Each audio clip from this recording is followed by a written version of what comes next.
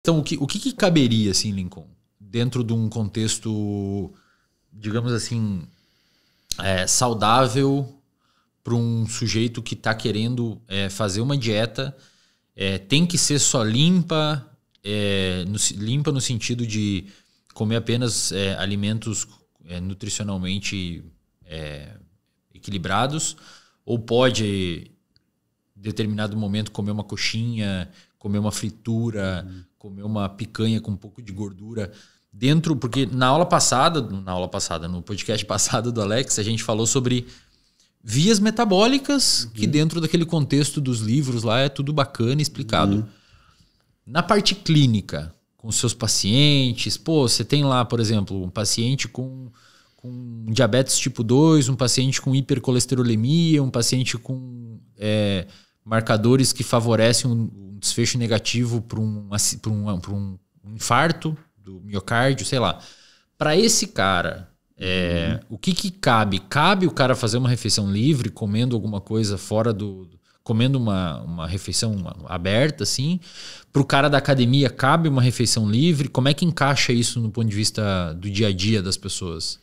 A dieta é contexto, né? Então, para uma pessoa que é saudável, pessoa que não tem risco de saúde, o cara que está na academia, a gente consegue encaixar um docinho até todos os dias. Eu não gosto dessa estratégia por questão do paladar. Acaba atrapalhando, tá, visivelmente a relação da pessoa com a comida.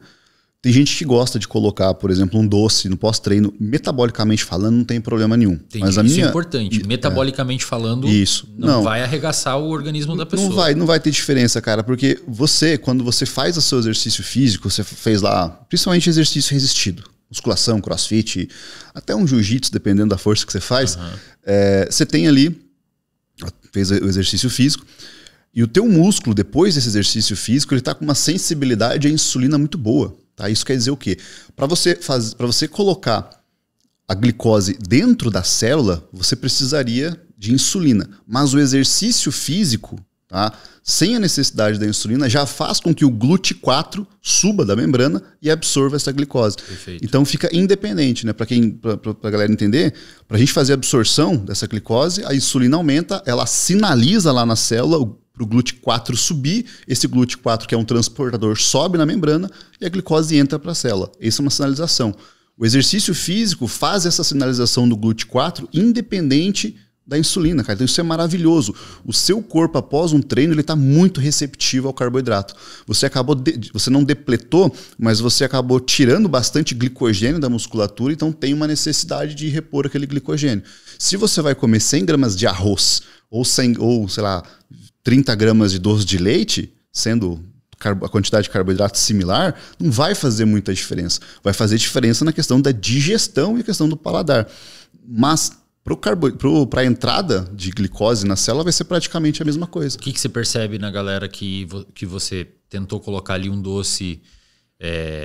Imagino que você deva colocar naquelas pessoas que realmente tem, por questão psicológica, gostam muito e necessitam, mas a pessoa que não faz questão, você prefere não mexer nisso justamente porque pode desacostumar o paladar dela. Exatamente. Você acaba...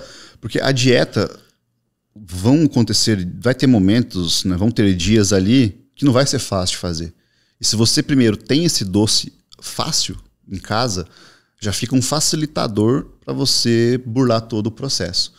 E a questão de você também começar a errar um pouco a mais na dieta. Então, é 30 gramas. tem 35 aqui. Já comi 35, tem 37. Então o cara começa a fazer essas compensações e no final de um período, às vezes está fazendo ali por 2, 3 semanas, o desejo de doce dele começa a aumentar. Porque quanto mais doce você come, mais doce você quer comer. É uma adaptação que a gente tem. Se você é uma pessoa que não gosta muito de doce. Se eu te der uma colher de leite condensado, por exemplo, você vai achar uma coisa muito doce. Você vai até fazer careta. Eu, por exemplo, posso tomar uma lata de leite condensado que não vai fazer nada, porque eu tenho essa adaptação. Eu tenho esse autocontrole, eu não tenho doce em casa, justamente porque eu tenho um apreço muito grande pelo doce. Então, para a maioria das pessoas, assim como eu, que sou fisicamente ativo, que treino todos os dias, que faço dieta tudo certinho, cara, eu já controlo isso. Imagina para um paciente meu que está vindo aprendendo a ter educação alimentar, se eu vou empurrar o doce nele como sendo uma obrigação do dia. A minha abordagem é diferente. É o seguinte, você tá com vontade de comer doce, a gente vai fazer o seguinte, você não vai comer o seu doce agora, dependendo da pessoa, tá? Se a pessoa tá num processo de reeducação ali. Porque se ela tá no início de uma dieta, ela vai querer doce o tempo todo, porque ela tá, entendeu? É uma coisa muito nova. Agora, se é o cara que tá há um tempo fazendo dieta, eu vou falar para ele, olha, se você tá com vontade de comer doce, vai lá e come aquele doce.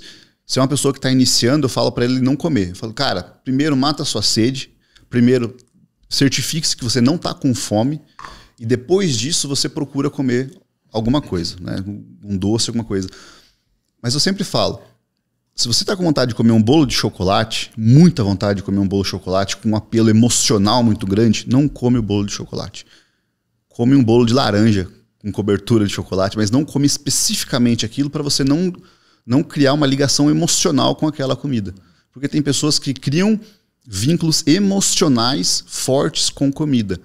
Tá? Você pode fazer esse exercício em casa aqui, fecha o olho e lembra do cheiro de pão num café da tarde servido em família, né? Ou de qualquer outra substância, de qualquer outro alimento que você lembre de alguma coisa. Você consegue sentir o cheiro daquilo porque remete à questão emocional.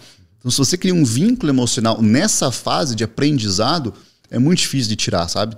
Porque você está com fome o tempo todo, você está com desejo o tempo todo. Fome não, você está com desejo o tempo todo porque você está reaprendendo a comer. Já aquele cara que treina há um tempo, ele não sente a necessidade. E isso que a galera não entende. Se você passa por esse período, né, de controle, de aprender a não ser submisso à comida, porque pode parecer forte, mas não é forte, cara. É a realidade. Se uma comida está controlando você está sendo submisso a ela. Se você chega e não consegue se controlar, você não quer comer, mas você vai lá e come, você está submisso a ela. Então o nosso objetivo é, eu mando nessa comida, eu não vou comer porque eu não quero comer. Estou com vontade, mas eu não quero comer. Para criar esse aprendizado. Com o passar do tempo, as pessoas começam a perceber que essas vontades diminuem. Uhum. Quantas histórias que a gente vai ver de pessoas, por exemplo, que comiam muito doce, agora com chocolate 70% está tranquilo.